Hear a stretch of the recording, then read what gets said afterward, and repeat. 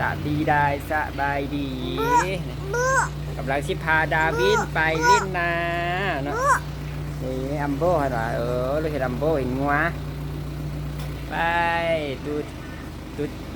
ติดจักรรถท่าแล้วไปลิ้นนากันขึ้นรถเบิ้งไปไหนเนี่ยเอากระเป๋าไปนำใครกับบอกเขาเจอคือการดูสภาพเป็นนางงามไปขึ้นรถดูขึ้นรถไปเจ้าขี่รถไปขี่รถเยอะไปเฮาดินี่รถขี่ไปนะลืมเอาน้ำกันเป่าเงินนะจ๊ะเห็นกระตุกน้ำไม่นิ่มปะyes เจอแล้วก็ทำกันไปนะ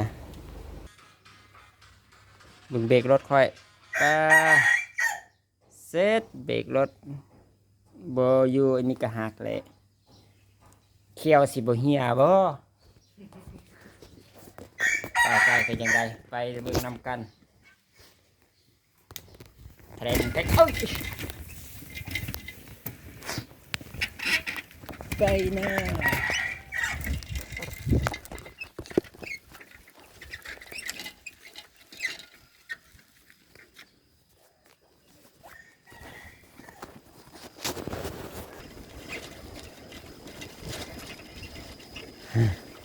ขี่รถถีบนำกด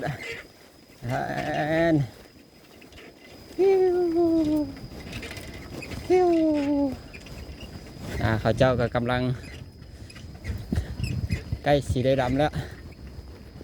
เจ้ากระถ่ายแล้วเบิดแล้วนี่ทางมานาก็บ่ยากปานใดพอไปได้มาได้อยู่โอ้ยเป็นบัตรนี่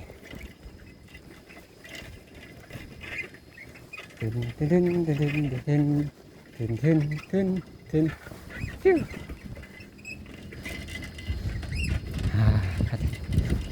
ยวเนี่ยพอหนาโอ้ยเดี๋ยวนี้สียากๆไงแต่ก็ไปได้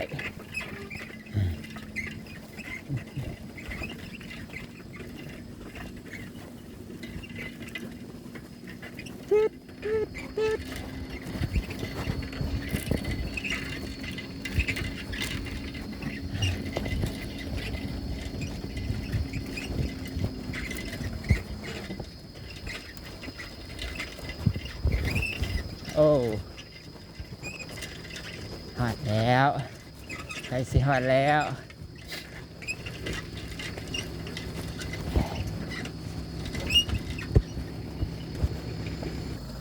ประตูว่า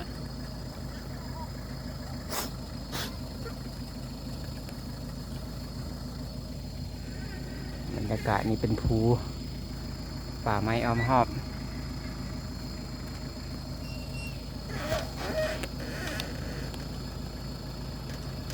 โอ้โหเร็วค่ะคุณพี่เหนื่อยปั่นรถถีบยังเหนื่อย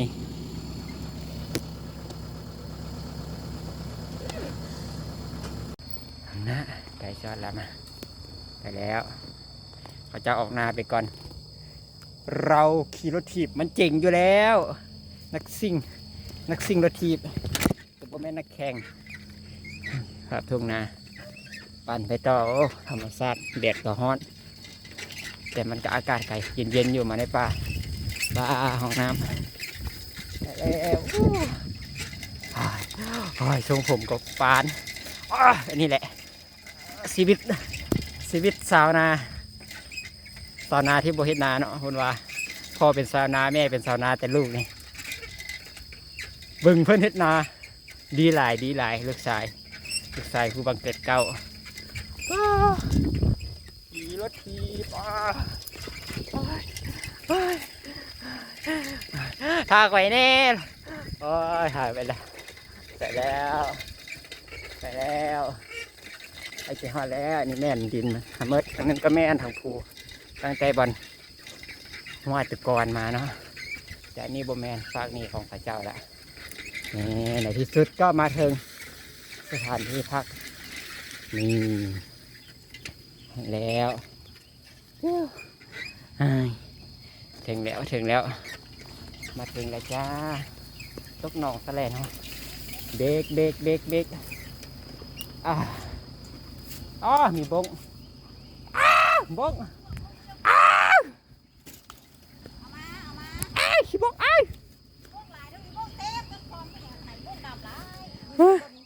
บงเยอะมากอันนี้ก็เป็นน้องเนาะเดี๋ยวเปิดกล้องหลังให้เบิ่งทุ่งนาแต่แถวนี้จะเป็นป่าแต่น้ำบ่แม่นนาเฮาแล้วนาเขาเจ้าราคานานไปนี่จะนาเฮาแต่พูนถ้าข้าเห็นเป็นดินไทยนัดถึงมาถึงแล้วมาดูบงกันเถอะมันน่ารักจังเลยดูสิว้าน่ากลัวค่ะจับมันมาลกขุนว่าบงดาวินมาเบิ่งบงมาลูกเบิ่งเท้าดาวิน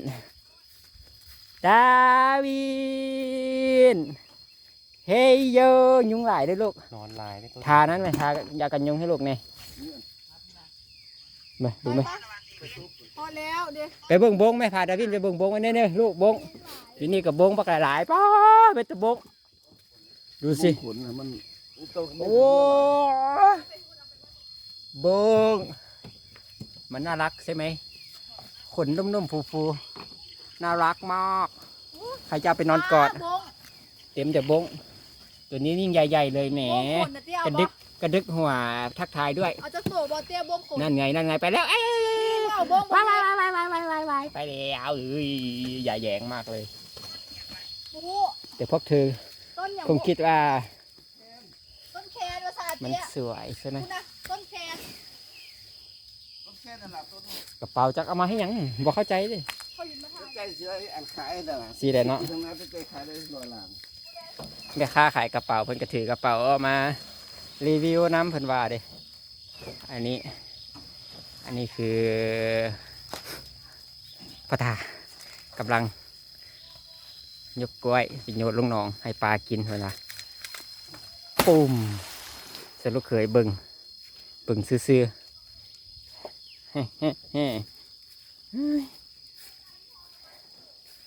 ดูท่อน้ำคือมันน้อยแท้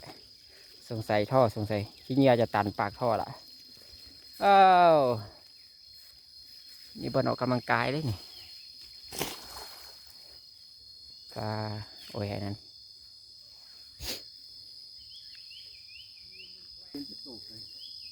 ไก่1 2 3วันนี้มันก็อยู่แถวนี้เอามาทวีแล้วมันก็ไปอยู่วันเดินฮะตัวไก่เนาะมาปล่อยเลี้ยงอยู่ป่าบ่แม่นอยู่นาอยู่ป่าแหละเป็นไก่ป่าละเป็นไก่ป่าที่คุ้นเอามากๆกินแม้สูเขา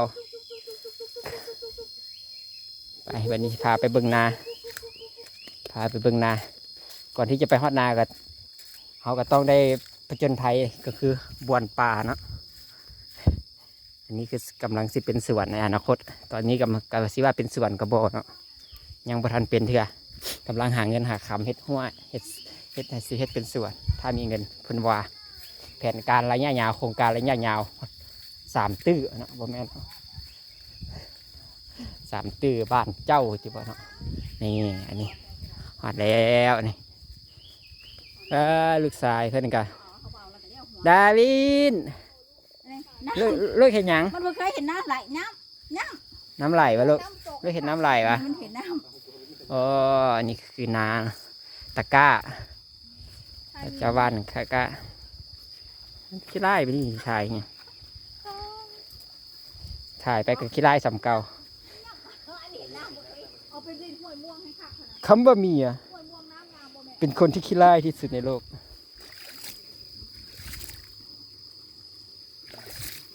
เด็กกระหักเนี่ยที่สุดในโลกขอโทษครับ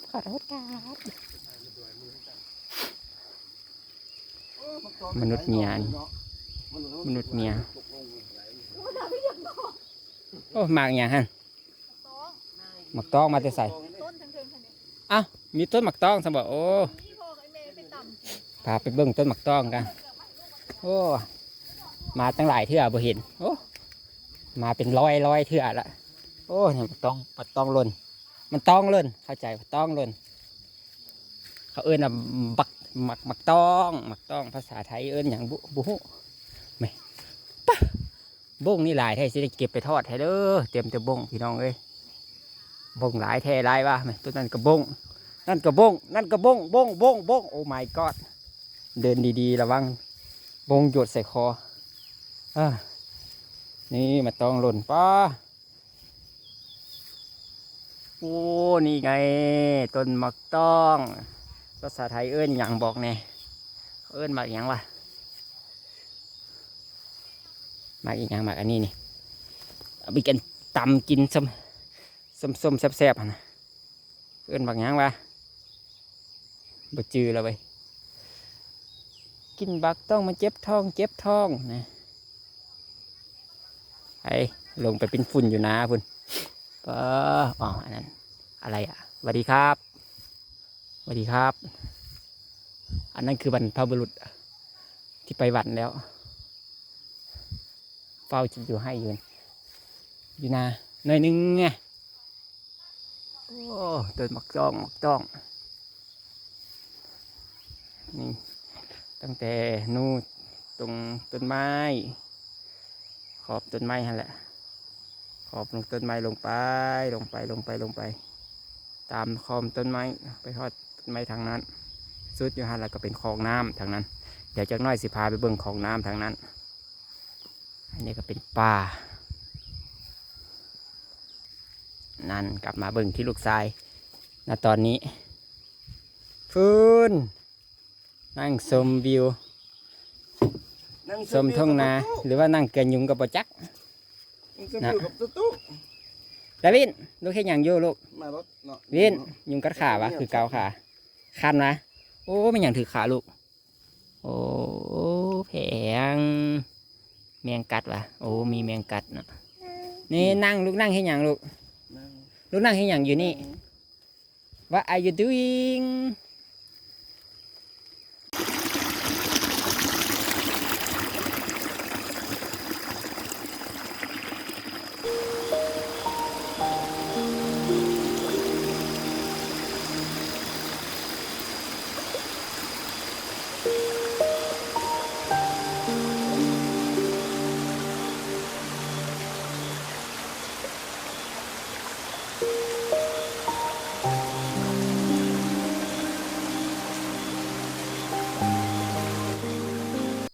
บัดนี้จะพาไปเบิ่งน้ำห้อยม่วงทางปลายนาเพื่อนเนาะต้นไม้ห่มต้นไม้เฮ้ยอีหยังเนี่ยระวังติดโคกลักปลาลักไก่ทำลายห้ามลักติดคุกต้องถึกคุกอะไรวะเนี่ยอ้าวอย่าปลาเพิ่นหลายแห้งเพิ่นว่าต้องได้ติดป้ายไว้ขู่โจรเพิ่นว่าซั่นไปพาไปเบิ่งไปทางนี้โอ้ยคณะเขาเจ้าหากระปาดบุไปเหยียบของเขาเจ้าละไปทางนี้ดีกว่าบวนปลาไปคือเก่าตึงตึงตึงตึงตึงตึงตึง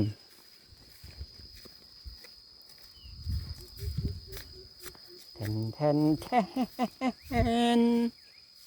เน่เน่เน่เน่เน่เน่เน่เน่ต้นไม้ใบเห็ดฟืนใช่ปะปุ่มเฟอบวนป่าไปย่างคันนาเดี๋ยวก็ตก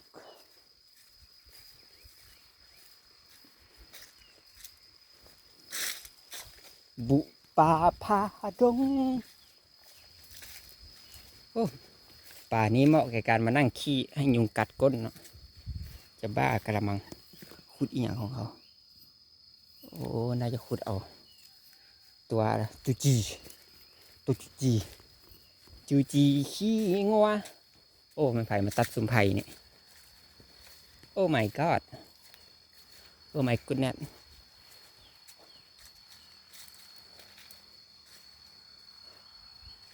นี่เนาะดินก็จะเป็นห้วยน้ำลงไป ลงไปลงไปพึบพึบพึบมีผักกูด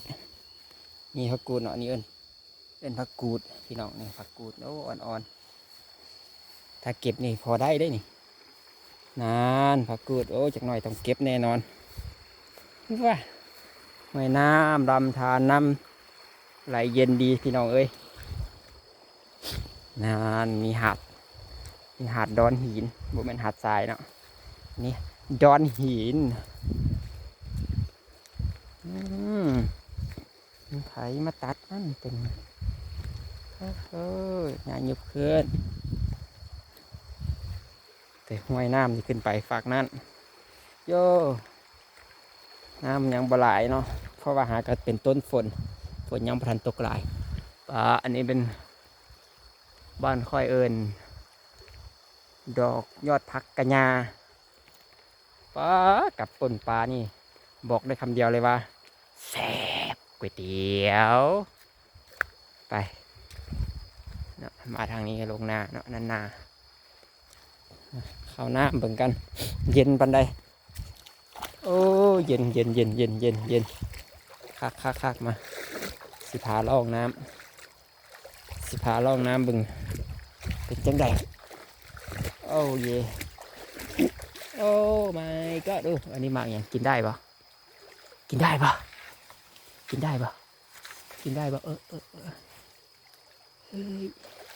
มีปลาปะเนาะมีแต่แมงเงาอ๋ออันนี้เป็นปลาน่าจะไปยากว้าว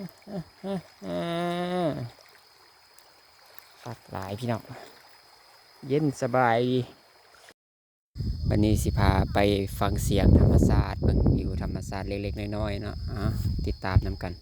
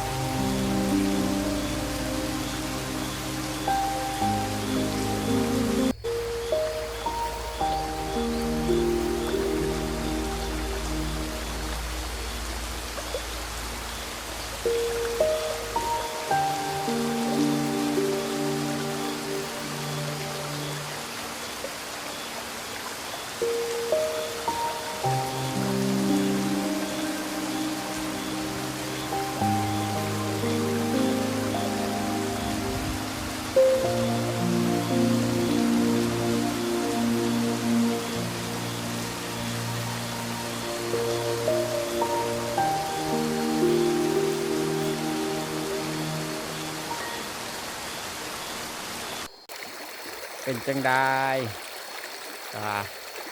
ใครก่อนอยู่ในเมืองหน่อยนึงเนาะบรรยากาศเป็นว่าทางนั้นจะเป็นวิวภูส่วนทางนั้นจะเป็นวิวผาตัวเมืองวังเวียงเนาะทางนี้ก็จะเป็นภูล้วนๆบ่มีผาหินอันนี้จะอยู่เครื่องกลางเนาะเป็นแบบอ้อมด้วยภูกระผาเป็นว่าบ่แม่นว่าภูผาละล่าเนาะเป็นว่าอันนี้ภูกระผาเก็บรูปให้รูปนาบรรยากาศ ของทุ่งนาอยู่บางเวียงมาฝากเนาะเป็นจังใดก็ฝากกดไลค์กดแชร์กดติดตามให้คนบ้าหน่อยเด้อเป็นว่าเลยบ่มีสาระมาแววไปก่อนบายบาย